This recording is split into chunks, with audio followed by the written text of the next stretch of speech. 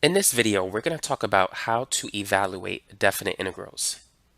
Now, before we begin, take a minute to hit that subscribe button and don't forget to turn on the notification bell. So let's talk about the difference between a definite integral and an indefinite integral. A definite integral has a lower limit of integration, in this case a, and b, the upper limit of integration. An indefinite integral does not have that. So this is an indefinite integral, and this here is a definite integral. The antiderivative of a function f of x is capital F. To evaluate the definite integral, once you find the antiderivative, you need to plug in the limits of integration. And so the value of the definite integral is going to be f of b minus f of a. But let me show you the process by which we can evaluate a definite integral. So let's start with this example.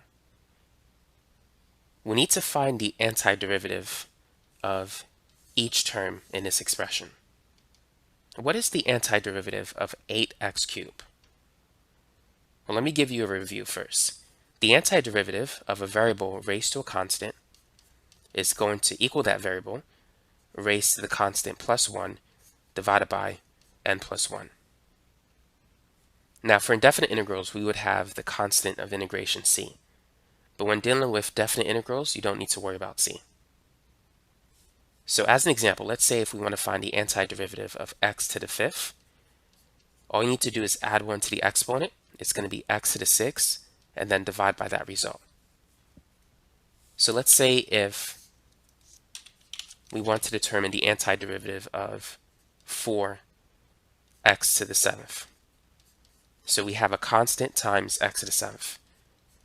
First, rewrite the constant, and then find the antiderivative of x to the 7th.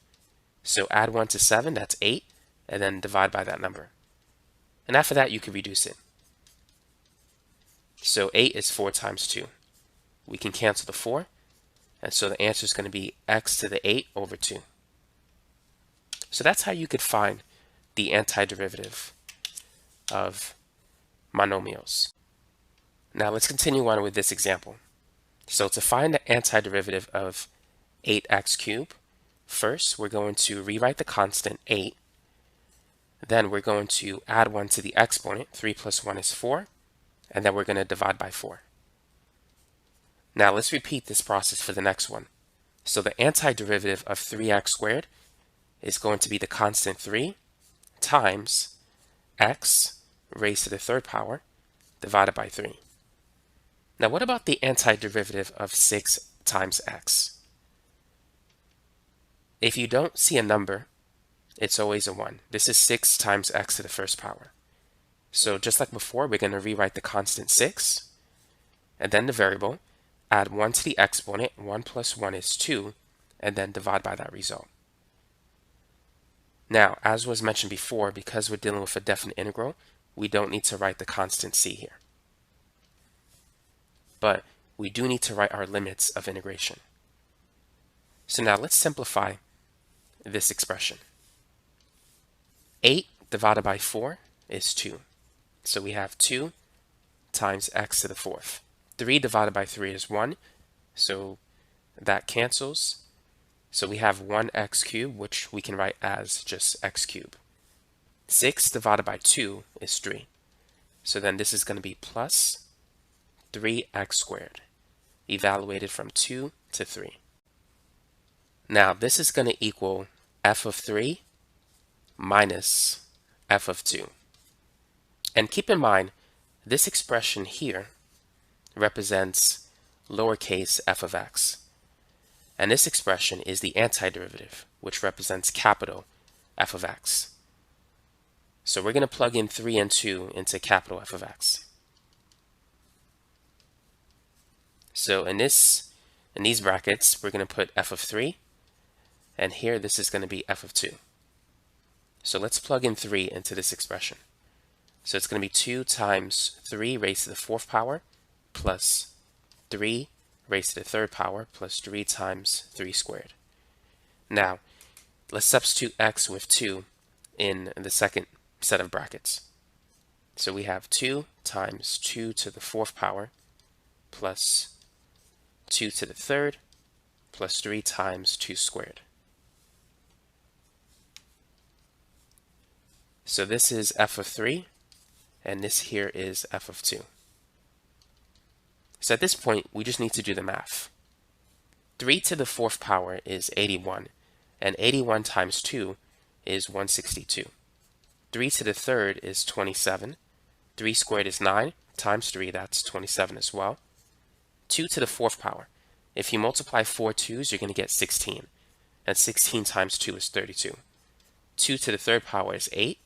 2 squared is 4, times 3, that's 12.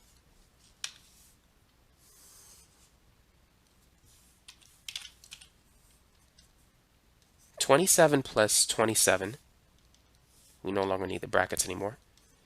27 plus 27 is 54. 32 plus 8 is 40. And 40 plus 12 is 52. So this is minus 52. 54 minus 52 is 2. 162 plus 2 is 164. So this is the value of the definite integral. Now this value here, 164, represents the area under the curve that is between the curve represented by that function and the x-axis between the x values 2 and 3. So that's what the definite integral can do. It can help you calculate the area under the curve. But that's the topic for another discussion. For those of you who want more examples on evaluating definite integrals, check out the description section of this video. I'm going to post some links there if you wish to find more examples, even harder examples, including square roots and other stuff. So feel free to take a look at that, and if you haven't done so already, don't forget to subscribe to this channel and click on that notification bell. Thanks again for watching.